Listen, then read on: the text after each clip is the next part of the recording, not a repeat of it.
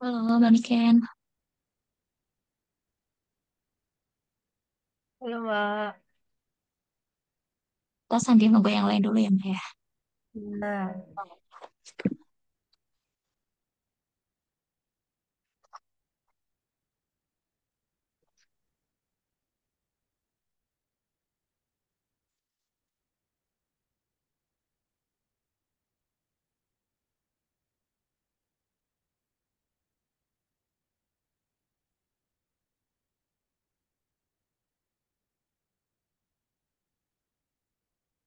Halo, Mas Pare, Mas Rev.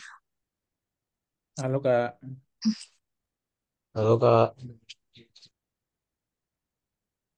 Hmm, santai jam 10 lebih 6 menit ya.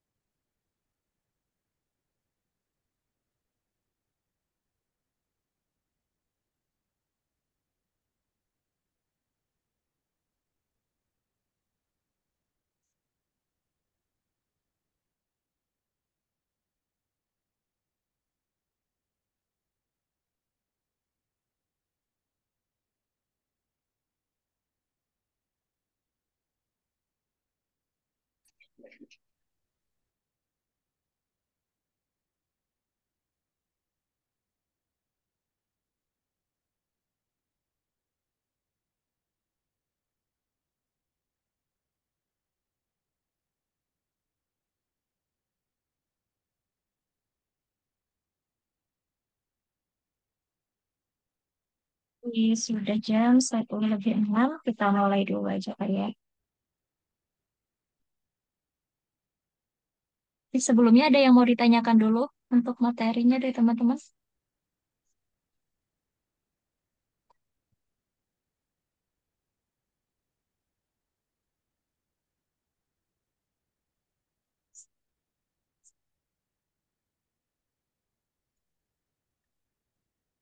Kalau belum ada, aku mulai dulu ya. Di sini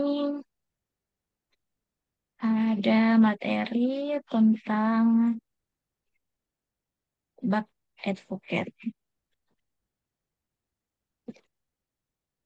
Belum aku share screen ya. Sebentar. Oke, baik kita mulai dulu ya. Assalamualaikum warahmatullahi wabarakatuh. Selamat pagi teman-teman. Untuk pagi hari ini materi live mentoring terkait bad effect. Karena kemarin banyak yang menanyakan ya 2 minggu yang lalu lah terkait bad. Oke, di sini bad effect apa itu? Testing itu adalah proses mengidentifikasi cacat di mana defect adalah setiap perbedaan antara hasil aktual dan yang diharapkan. Nah, di sini ada contohnya ada unit testing, ada integration testing, ada sistem testing, dan ada exception testing atau biasanya disebut UAT. Oke, selanjutnya,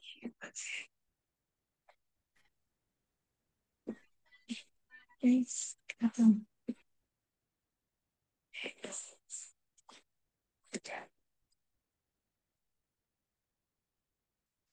di sini ada terminologi bug.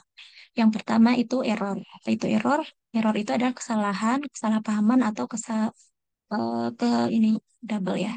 Kesalahpahaman dari developer. Terus ada defect, di sini ada error yang ditemukan oleh tester di production atau di live. Lalu ada bug, yaitu error yang terjadi di fase development atau sebelum rilis ke live atau production. Di sini ada failure, error yang ditemukan oleh user langsung ketika di production atau di live.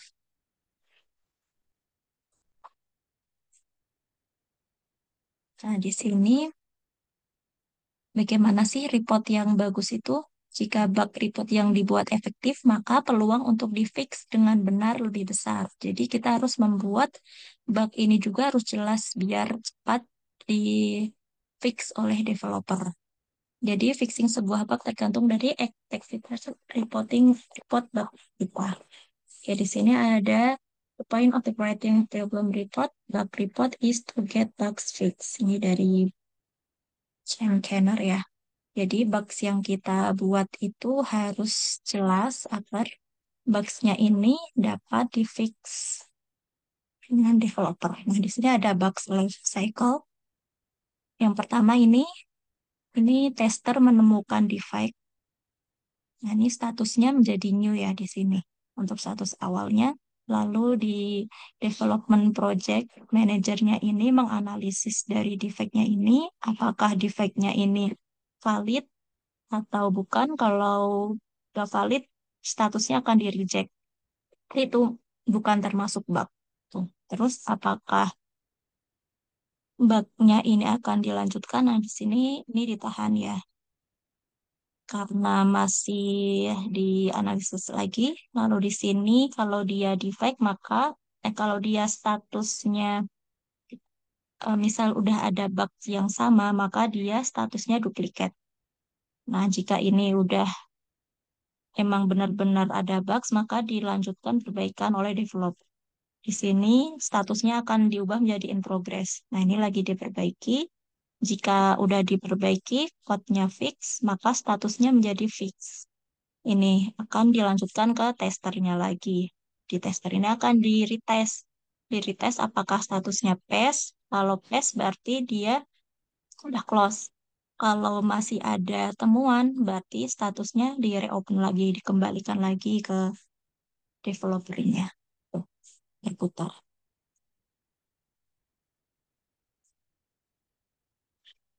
Oke, selanjutnya ada bug life cycle yang tadi ya. Di sini ada verify.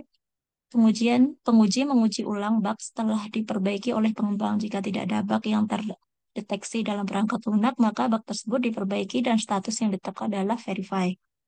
Nah, ini di bagian tester ya. Lalu di sini reopen. Jika bug tetap ada, bahkan setelah pengembangan memperbaiki bug, penguji mengubah status menjadi reopen.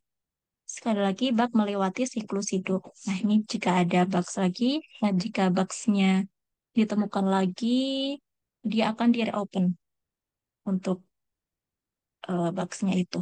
Lalu jika bug tidak ada lagi, penguji menetapkan statusnya close. Ini udah close. Nah, di sini ada bug severity. Yang pertama ini ada critical. Defect terjadi pada fungsi atau proses utama dan tidak ada solusi. Nah, ini tidak ada solusi yang akan diperbaiki bagaimana. Nah, ini termasuknya bab yang kritikal. Terus di sini ada high, defect terjadi pada fungsi atau proses utama, tetapi ada solusi lain untuk menjalankan fungsi utama. Jadi misal fungsi fungsi yang utama ini ada defect, tapi selain menggunakan fungsi utama itu ada proses lain yang bisa menjalankan, berarti itu maksudnya ke high. Lalu ada medium, ini defect terjadi bukan pada fungsi atau proses utama. Terus selanjutnya ini ada low, defect tidak berdampak tetapi mengganggu. Misal cuma kayak logo yang salah, terus wording, tuh. Oke, selanjutnya ini ada bug priority. Yang pertama ada priority pertama, yaitu high harus diperbaiki sebelum dirilis. Jadi diburu-buru ya. Bug ini harus diperbaiki nih walaupun dia nggak severity-nya nggak tinggi gitu. Contohnya. Terus prioritas yang kedua medium penting untuk diperbaiki tetapi tidak akan menghentikan rilis. Jadi walaupun rilis tapi dia bisa diperbaiki setelah rilisnya nanti. Untuk yang ketiga yaitu prioritas tiga. Bug dengan visibilitas rendah yaitu jarang ditemukan oleh beberapa pengguna. Misal tester pertama ini menemukan bug itu, tapi tester yang lain misal nggak ketemu nih, ini cuma ada di misal temunya di komputer yang satu aja.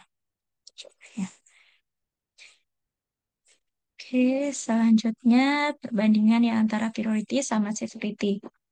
Yang pertama yaitu mengidentifikasi urutan developer menyelesaikan bug. Yang priority, sedangkan severity-nya mendefinisikan impact dari defect terhadap operasional dari produk bisnis flow-nya. Lalu yang kedua ada berhubungan dengan scheduling, sedangkan severity ini berhubungan dengan fungsi dan standarnya. Terus untuk priority ini mengidentifikasi seberapa cepat bug harus diselesaikan. Sedangkan severity-nya mengidentifikasi seberapa serius defect tersebut fungsionalitasnya dari produknya itu. Lalu untuk priority ditentukan oleh manajemen, sedangkan severity ditentukan oleh QA. Lalu untuk priority-nya ini lebih subjektif dan mudah berubah. Sedangkan di severity lebih objektif dan tidak berubah. Jadi sini untuk contoh dari low severity tetapi dia high priority, ini kesalahan logo kurir di e-commerce ya. Ya ini karena mengganggu misal logo dari kurir ini harus kurir paket, tapi dia logonya malah logo seperti makanan misal gitu. Jadi kan nggak sen.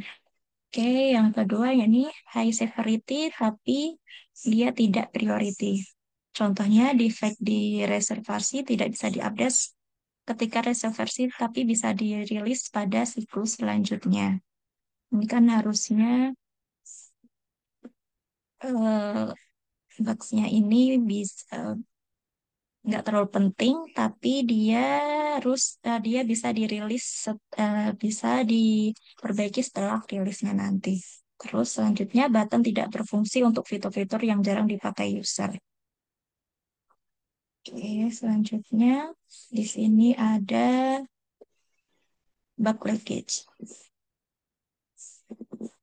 Yang pertama, kebocoran bug terjadi ketika bug terdeteksi yang sebenarnya terdeteksi di build atau versi aplikasi sebelumnya. Nah, ini muncul lagi ya untuk boxnya ini. Terus yang selanjutnya, defect yang ada selama masa testing develop namun tidak temukan oleh tester yang akhirnya temukan oleh pengguna akhir. Nah, ini biasanya ya bisa terjadi sih. Biasanya pas kita tester ngetes itu nggak ada nih, udah lancar aja. Tapi setelah dites sama user, ternyata masih ada bug.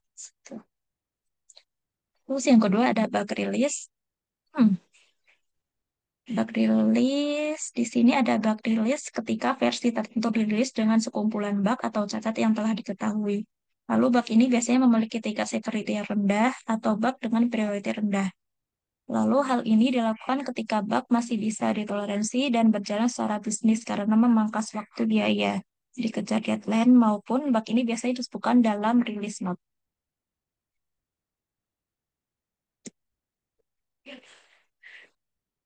Oke, selanjutnya ini contohnya. Ada bug leakage, perbedaan data antara staging dan production sehingga saat di production banyak error. Ini contohnya format nomor HP gitu.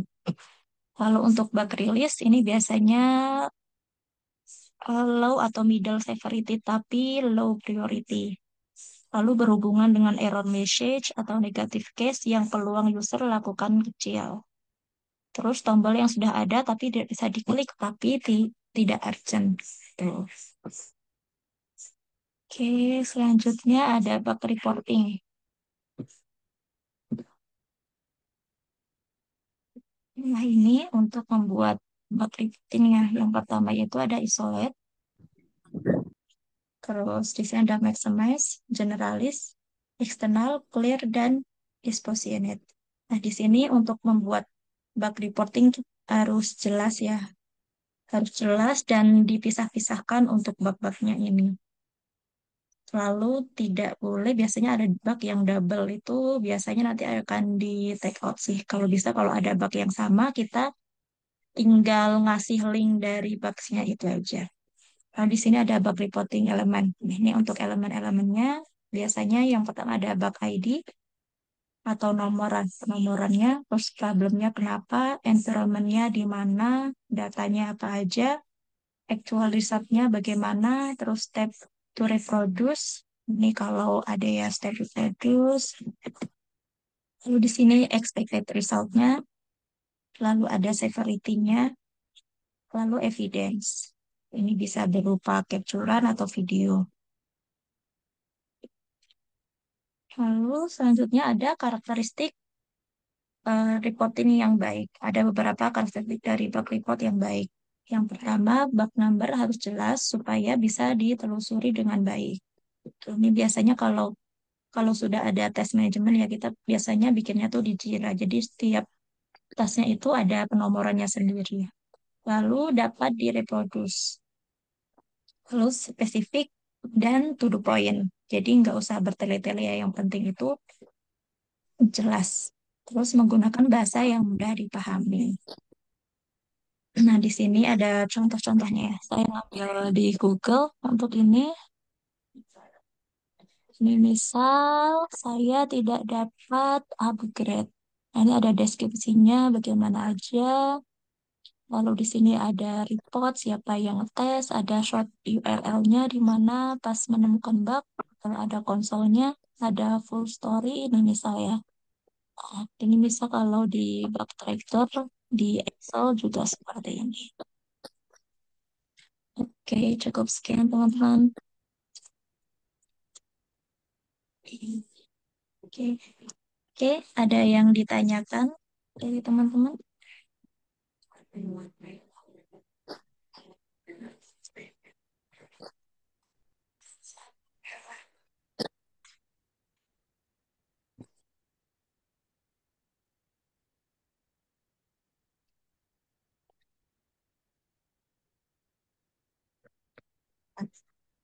Oke,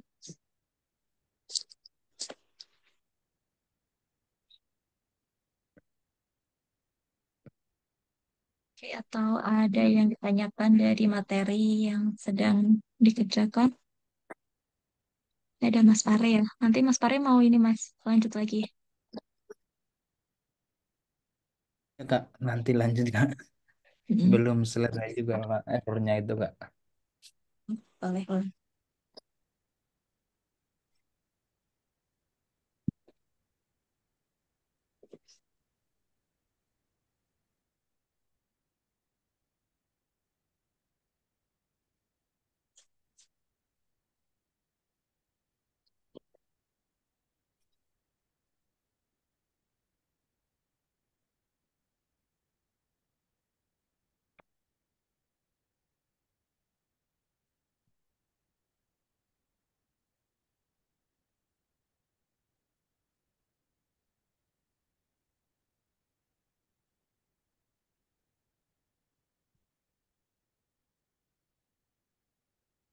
Teman-teman, kalau ada yang ditanyakan,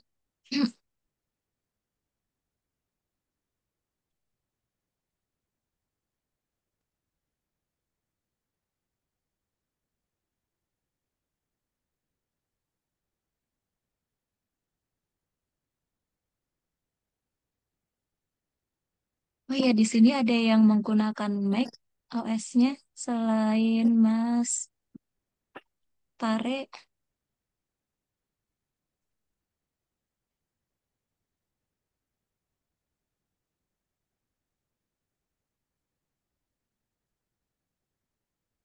Kalau enggak kita lanjut aja ya untuk Mas Pare kalau mau konsultasi.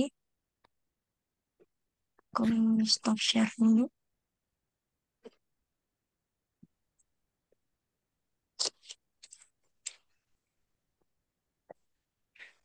Mau share screen aja kak. Ya boleh.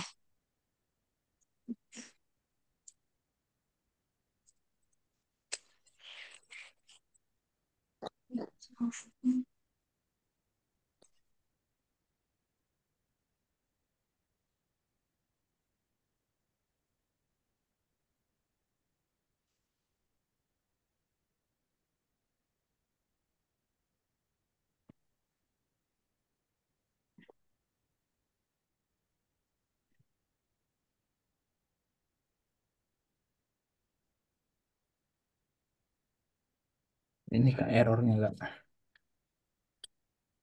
Yang kemarin udah beres semua kak. Yang Appium jadinya gimana Mas? Diapain? Yang Android Yang Home Android Home-nya udah kak. udah ya. Yang ini. Diubah apanya tuh Mas? Yang page apa? Ada file yang nggak ke download kak. Yang di sini. Bentar ya. Hmm,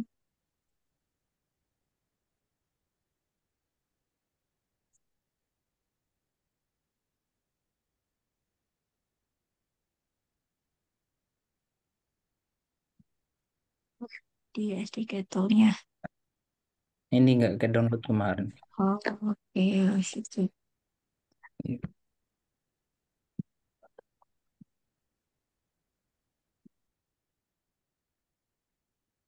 Tapi udah sempat muncul nggak Mas emulatornya?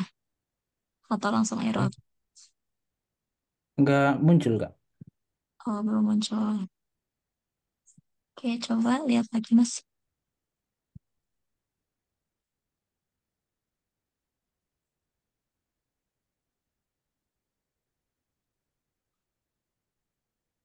Apa karena apa? Ya ini kak. Direktorinya nggak kebaca ya. Oh, itu Appium.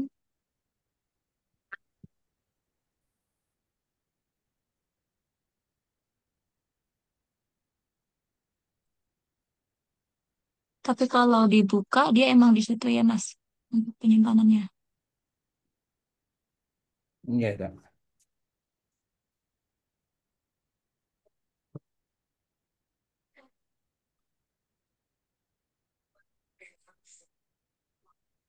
Hmm.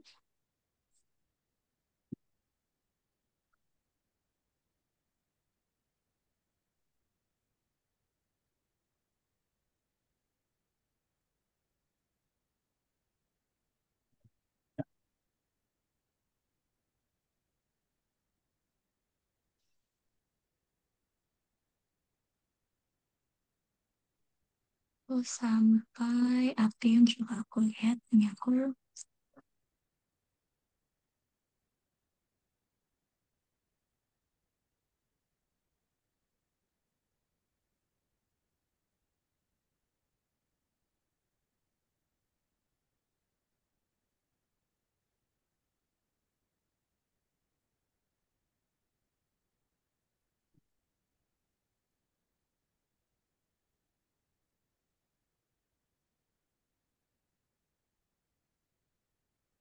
Coba lihat di errornya itu Mas. Belum.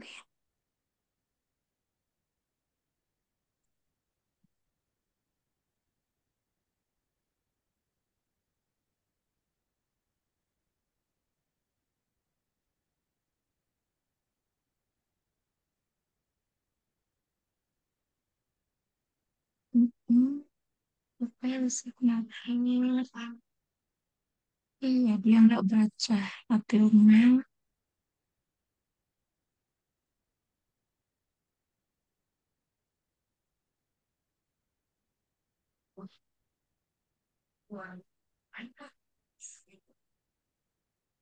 Itu Java Home-nya juga kayaknya nggak ini ya Mas ya, lokasinya. Hmm. Javanya jadinya pakai yang mana tuh Mas? Kalau Java, bentar ya.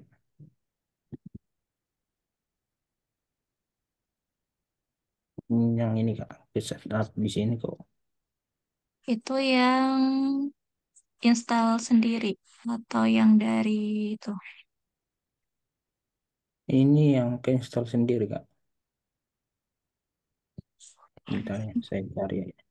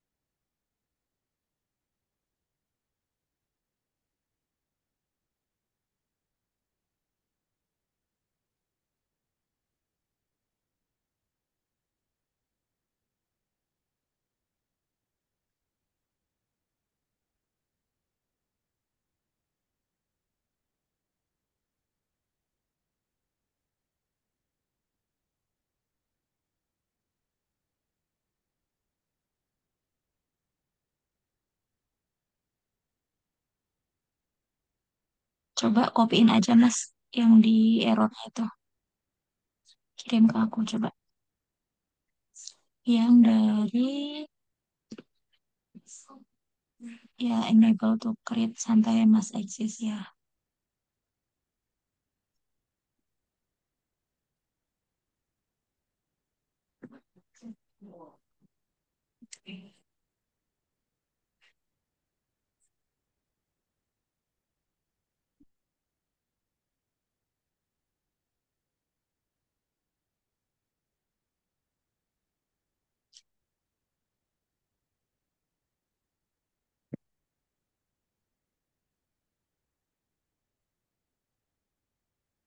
Nah iya sih Javanya itu Mas nggak bisa ditemukan.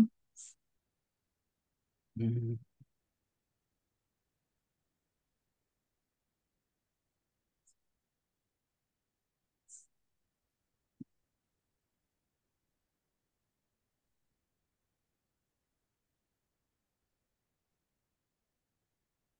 Coba cek Java version Mas.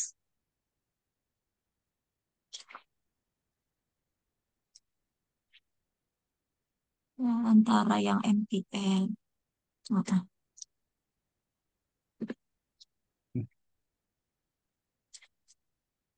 Java version. Java. Nggak bisa ya? Nggak bisa Kak. Java strip version. Stripnya satu aja coba. Ini. Oh, cuma satu Satu aja. aja. Hmm. Ya udah Kak. Yang Satu ini. delapan. Terus lokasinya coba Mas. Where Java.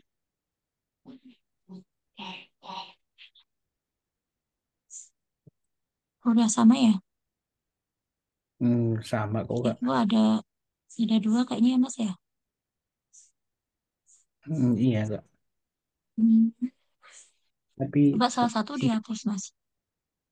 satu ya. Itu yang dipakai yang mana tuh tadi udah. Bentar Kak.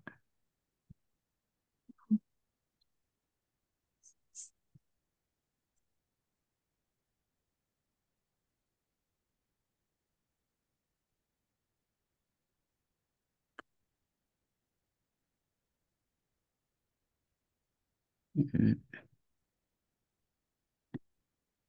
sama aja sih nggak. Kenapa? Di sini Sama aja. di Di sini sampai konten home kok. konten home. Terus yang di bawah, Kalau di sini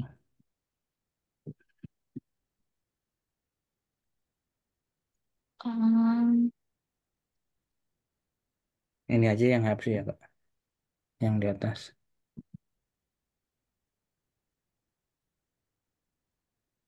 bukan di bawah. Coba buka satu-satu, Mas. Buka satu-satu dulu.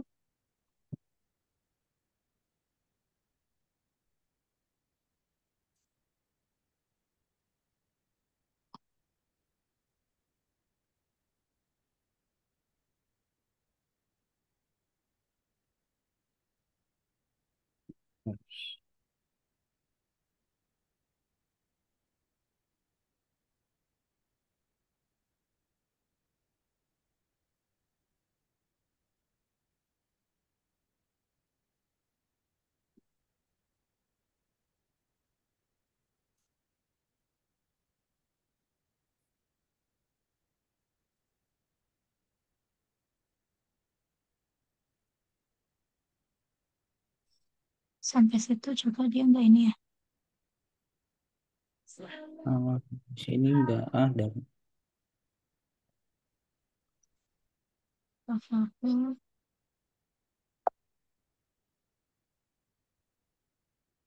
Lah sampai di Java bisa.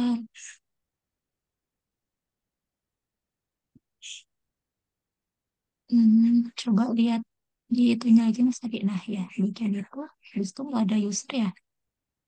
Nggak. Java.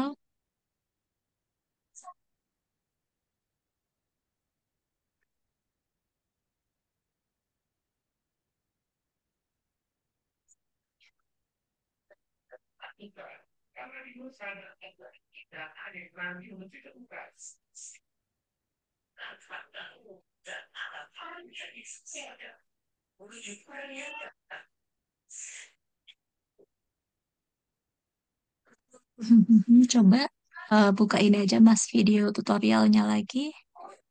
Ya kan kebetulan menggunakan ya juga ya Mac. Ya, Ya dia untuk Java-nya itu seperti apa?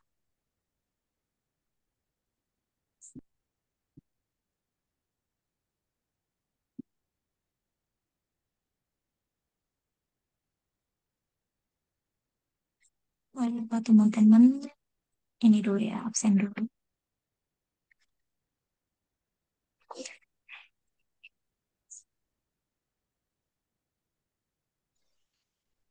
Kalau ini prosesnya cek ada resource yang perlu diinstal. Skip, jadi yang penting install Android Studio-nya aja udah rootnya.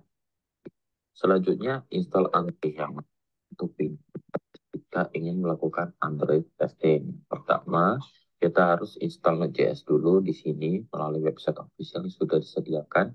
Nah, di materi sebelumnya kita sudah menginstal ini, jadi untuk tahapan ini kita skip. Ketika menginstal Node.js, otomatis npm juga install .NET ya, karena ini sifatnya sangat penting dan mandatori. Apabila .NET sudah diinstal, maka kita bisa lanjut ke tahapan berikutnya, yaitu install Java. Nah, di sini ada dua pilihan. Kita bisa menginstal dari Oracle atau alternatifnya OpenJDK. Bebas teman-teman mau pilih yang mana, seperti itu ya. Oke, selanjutnya install Android Studio. Ini tahapannya cukup lama ya untuk kita butuhnya Dipercepat coba Mas. oke, ternyata bisa update, apa Kak? tapi nanti saja. Nah, di sini saya ketik Appium dari Dipercepat dulu. Ya, situ. Ya pas tadi. cukup Oke, yuk. misalnya bisa juga nanti perspektif dulu yang itu menggunakan perbedaannya antara Windows dengan Mac. Untuk Windows kalian ke Appiumnya. Nanti untuk di username laptop kalian nanti sorry kita diisi ketikkan Node.js sama Xcode itu udah terinstall. Xcode ini digunakan untuk automate iOS ya. Selanjutnya Android Home, pastikan udah di set. Kalau Home ini mungkin berbeda ya case-nya kalau di Windows. Nanti teman-teman bisa diskusi dengan saya, nanti bisa share screen di laptop teman-teman. Selanjutnya Java Home, ini pastikan juga udah di set. Kalau di sini saya menggunakan Azure 17 karena kenapa menggunakan ini bukan yang Oracle atau OpenJDK, karena saya menggunakan macOS dengan chipset M1, jadi settingnya agak sedikit berbeda. Selanjutnya ADB ini dibutuhkan kalau teman-teman menggunakan emulator dari laptop. Itu saja sih yang sifatnya mandatory. Selain itu opsional ya, nggak terlalu Coba jadi lihat Java-nya lagi, Mas. Tadi versinya versi berapa ya? 18. Hmm,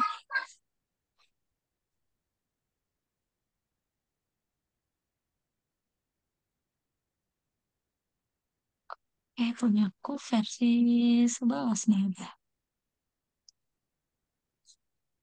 Hmm, coba pas download Java-nya ini gimana, Mas?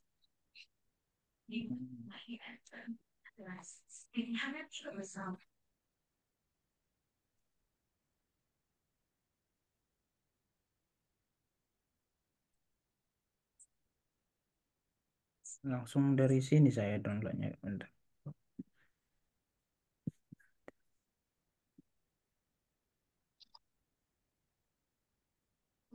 Coba.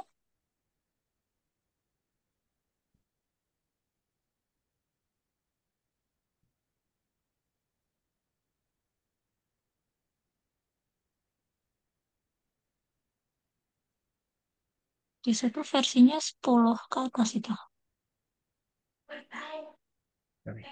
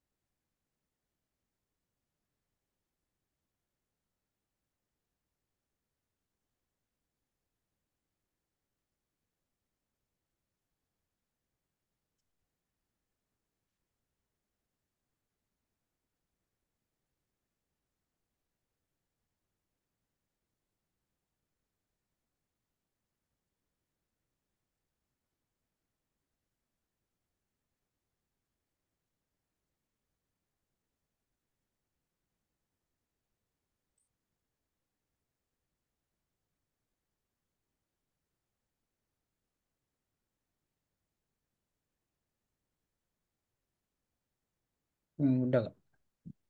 coba cek versinya, Mas.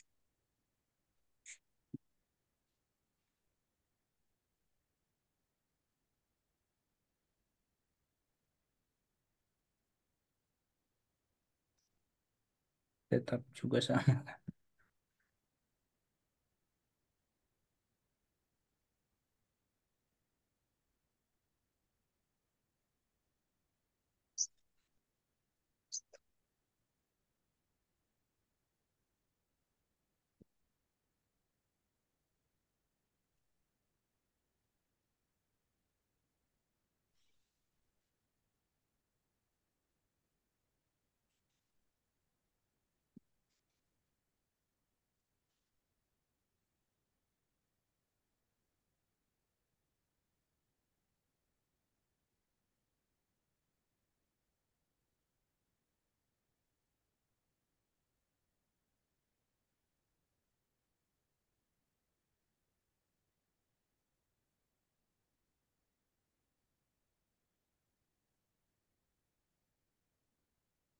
Ya udah, berarti lokasinya tadi, Mas.